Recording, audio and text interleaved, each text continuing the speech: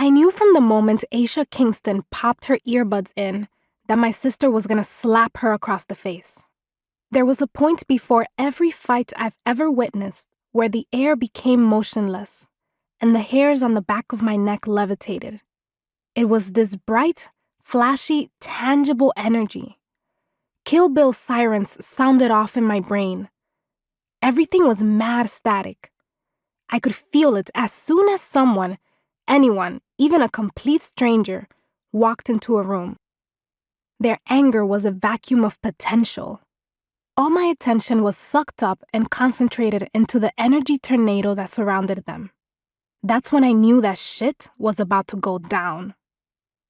As much as I could never imagine my weak, gym-phobic ass in the middle of a fist fight, I had to admit that some part of me found them incredibly entertaining. And I always seemed to have a front row seat.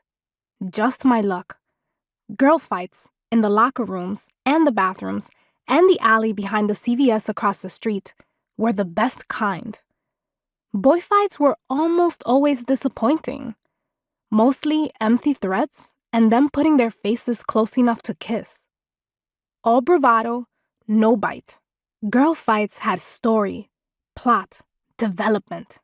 You had to catch up on a whole reality show of drama before the fight and stay tuned for the drama after. And they were nearly impossible to break up once someone latched onto a handful of hair. Back in 6th grade, I overheard our principal at Lincoln Park Junior High describe Caro as a gangster with anger issues while I sat with her on the cold hallway floor. We laughed about the word gangster for at least a year after that. I mean, who says that about a child? But Mommy took the anger issues part seriously. Like she'd received a diagnosis from a qualified doctor and not from a corny Italian man from Jersey City who hated children.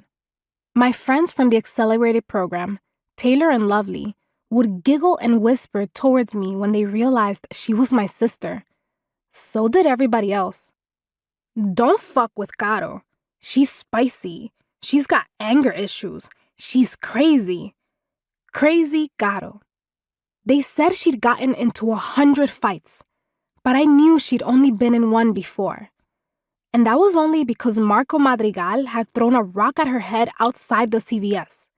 No one called Marco Madrigal crazy.